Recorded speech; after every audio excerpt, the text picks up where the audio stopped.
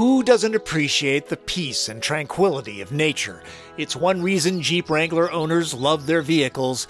Venturing deep into the wilderness and bonding with Mother Earth can be a quiet, spiritual thing.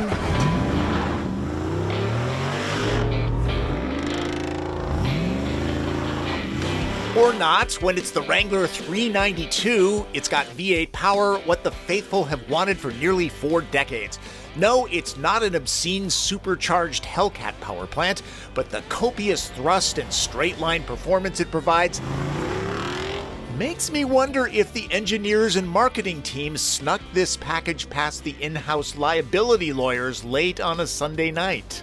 Jeep certainly has engines covered when it comes to Wrangler. There's this, a turbocharged 4-cylinder, a couple of V6 setups, a plug-in hybrid with 21 miles of all-electric range, and a turbo diesel. If you can't find something there, I've got nothing for you. Production is limited. Snag one soon if you're smitten. Cafe and carb regulations threaten beasts like this. 392 is not a chopped, lowered performance model like Trackhawk. This remains, so well, you can read. In fact, it comes standard with a factory lift kit that adds an inch over regular Rubicons. There are specially tuned high-performance Fox aluminum monotube shocks. Another difference from other Rubicons, other than the hood scoop, there's no 2-wheel drive setting. This is strictly a 4-wheel drive machine. Wondering why I'm shooting this in a pricey neighborhood? Well, this is one of its natural habitats. 392 is spendy, starting at $75,000, and all paint other than white is an upcharge. There's no gas guzzler tax, that's for passenger cars. Including the $245 Sarge Green Clear Coat, this particular tester stickers for $78,500. That's some $16,000 more than the V6 e-torque Rubicon, so you really need to want this engine. Under the hood, which is heavy enough to replace your weight circuit routine at the Y, is the namesake naturally aspirated V8 power plant. No surprise, its displacement is 392 cubic inches, or 6.4 liters, you choose, imperial or metric. It's a Hemi, just not marketed that way, that pumps out 470 horsepower and 470 pound-feet of torque. And if you think the growl is a beautiful thing, which it is, it gets even more intense.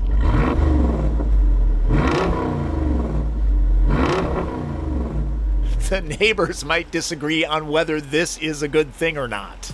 The 6-speed manual is not available with the V8. The 8-speed automatic's lever feels silky smooth, and manual shifting happens both on the console and, for the first time on Wrangler, paddles.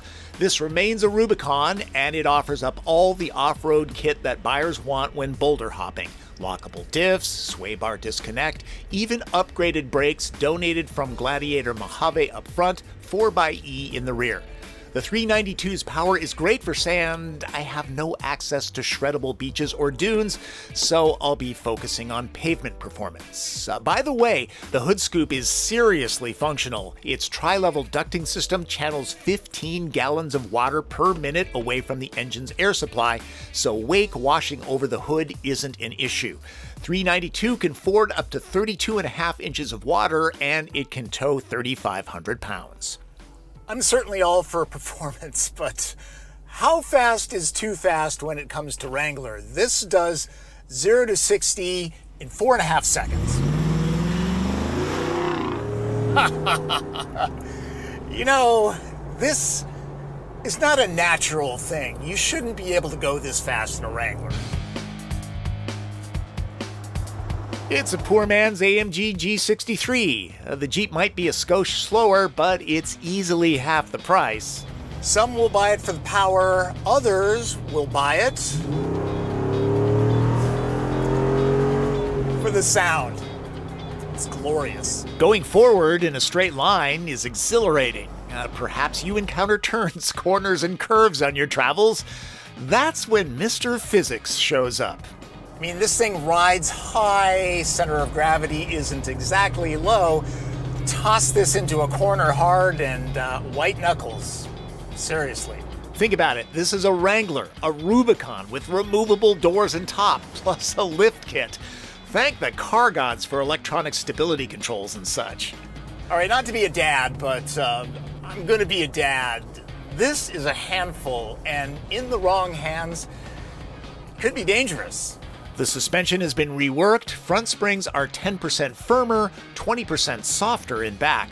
Again, it would be great for deep sand and conditions where power and torque are needed off-road, but there's also the plug-in hybrid 4xe powertrain that puts out 375 horsepower, and the impressive 470 pound-feet matches the V8 here. And charged up, the difference in efficiency is a chasm even a Rubicon can't cross. Fuel economy, or the lack of? The EPA rates this at 17 mpg. I'm seeing 12.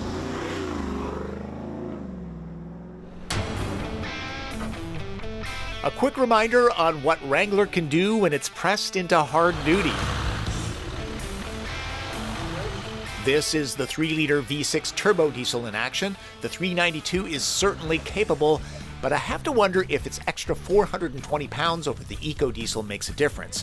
Make jokes about Wranglers relegated to mall cruising and rental duty in Hawaii, but owners truly do take them off-road. Not all of them get pushed as hard as this, but they are bought for tackling tough stuff.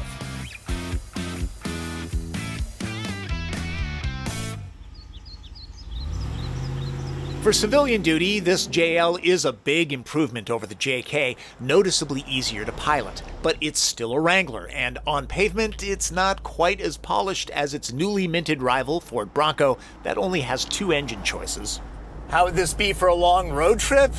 Well, you gotta remember, there's a lot of wind noise coming off this because it's as aerodynamic as a shoebox, and you're always making micro corrections, so maybe switch to the Jeep Grand Cherokee for the cross-country runs. Folding the windshield flat is not something done on long-distance jaunts, but Wrangler is the only mainstream choice that allows that. The hood scoop that's so noticeable from the front is not much of a visual from the cabin. Okay, I have determined that this can go. The question is, can it stop? It's okay. Not exactly Brembo's, though. That's 5,100 pounds coming to a stop. For what it's worth, there's cylinder deactivation that shuts off half the pistons under light loads. It's undetectable. The 392's interior doesn't change much from other Wranglers, though I want to say Rubicons often come with red anodized-looking trim throughout the cabin. This particular one is more formal. I prefer the Jeep's grab handle placements over the Ford's. Same goes for the look and touch quality of the materials. This vehicle feels like a useful tool, and it's trimmed to look especially rugged. All the knobs and buttons are Jeep unique. They aren't found in other Stellantis products. Door releases feel as beefy as the recovery points. Jeep does handy spots really well. Forgot to show the off-road pages earlier that offer up additional information about the drivetrain, extra gauges, pitch and roll angles, plus cameras that act as a spotter when you're motoring solo. It tends to get dusty, so this helps. If you often take the doors off, Wrangler's system is pretty slick. While removing the bolts, there's a grab handle here that allows you to steady the door, makes it a lot easier to do solo. I will say that the electrical cabling on the Bronco is a little bit easier to detach, and on the 4-door model, all 4 doors of the Bronco will stow in the cargo area, something you can't do with Wrangler. Seats with manual adjustments are comfortable and supportive and embroidered and heated. So is the wheel. The center console is dual level. The top has space for the toolkit used to remove the doors and fold the windshield. It's deep enough to carry enough beef jerky for the whole campground. Android Auto and Apple CarPlay are standard, and 392's screen is the larger 8.4-inch unit. The Uconnect interface was the best in the biz at one time. I still like it. The snappy screen response is quite good, but newer systems are adding larger screens. The icons here are kind of small. No casual voice commands either. Those help keep eyes on the road. What happened to you? Hurt my hip. I don't even want to ask. Probably wise. not family friendly. This does demonstrate, though, it's not always easy to get into a Wrangler. It's up high, and the door openings are a little bit on the small side. Though once in, headroom, knee, leg, and foot room, those are all pretty good. Cushions, though, those are on the short side, so thigh support isn't really all that great. You can store stuff here, not really good for water bottles. Molly straps for carabiners, cargo hooks, storage here. On both seat backs, kind of my dream come true. Since the doors come off, the window controls are here. Loads of ways to charge your electronics, you know, the things that you're trying to get away from in the wilderness, and even a little bit of storage down here. The drive shaft tunnel, not too intrusive. This space is wide enough for 3 average-sized adults, but between the short cushions and wanting to have a drink on a trip, I would keep it to 2 back here. Bronco, Defender, and Wrangler all have this setup, which is great if you have a flat tire on the trail. It might be hard to get to the spare underneath here. The advantage of a liftgate, though, is it protects you from the elements. This, not so great. And if you're loading from the curb, I can't get to my stuff. Put muddy gear on the rubberized side for easier cleanup. It's reversible. There's storage below and a place to store the door and windshield bolts so you won't lose them. It's like an REI store in here with all sorts of spots to lash things down. If you forget the capabilities, there are cliff notes to help out. Since Wrangler rides high, reaching the seatbacks will be a stretch for smaller owners. It opens the cargo space to 67.4 cubic feet, not unsubstantial. Seats up, the trunk area has the structural supports to deal with, limiting the TP stash to 27.7 cubic feet, or 9 packs of the 2-ply. That's a solid score. And don't forget that the window must be closed first. Time for red light, green light? I think it is. Green light, the V8, it's not just powerful, it sings a soulful song. If Barry White ever crooned around a campfire, it sounded like this. The overall Wranglerness of this Jeep, every time I drive one, I lament I've never owned one of these oversized Tonka toys. I like the fit, finish, and usefulness of the cabin. It's an upscale, rugged look that's driven by purpose. Yellow lights? It's supremely awesome off-road, but Rubicons tend to be less fun day to day, especially covering highway distance. The ground clearance that makes this an effective boulder hopper means entry and exit is more of a chore. The engine is appealing, but production is limited, just so you know. Red light. Price. Not only is the MSRP quite a rise from other powertrains, I'm thinking there will be second stickers as lofty as Mount Rainier on these. Yeah, I know the V8 is a green light, but the fuel economy is dismal. And ultimately, I keep thinking Wrangler isn't meant to have 4.5 second 0 to 60 times. Like Uncle Ben said to Peter Parker, with great power comes great responsibility. It's not as if I don't like this power plant. Every throttle drop comes with its own grin. This kind of engine, in this kind of machine, it's a little perverse. Maybe put a V8 in a Mustang, Camaro, Challenger, or a Charger. It's a lot more fun to drive. If you're of the belief that Wrangler deserves V8 power, and you have pockets deep enough for swimming pool volumes of premium fuel, best to grab one of these quick. Who knows how long Jeep will offer the 392? One thing's for certain, it won't go quietly into the night. In case you're wondering, the Jeep Wave is really a thing, and I saw a couple Wrangler drivers traveling the other way that knew exactly what the 392 was. It got more of a Jeep, dude, you got the V8 excited point.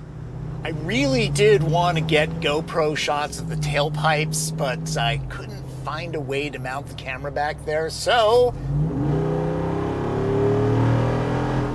a little extra engine sound for you. There, just burned off 3 gallons of gas.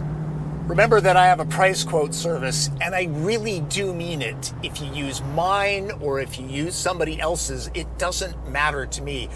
I just want you to get a good deal on your next vehicle.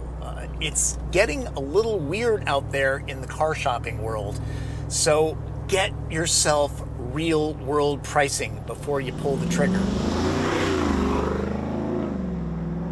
Really, I need to start a GoFundMe page for fuel expenses. And on that topic, I shot this in June when the temperatures hit 108 in Seattle for consecutive days. Insane. There's a reason why this kind of engine is endangered, and the 4xe powertrain is the future. Even Dodge is talking about electrification, or American e-muscle.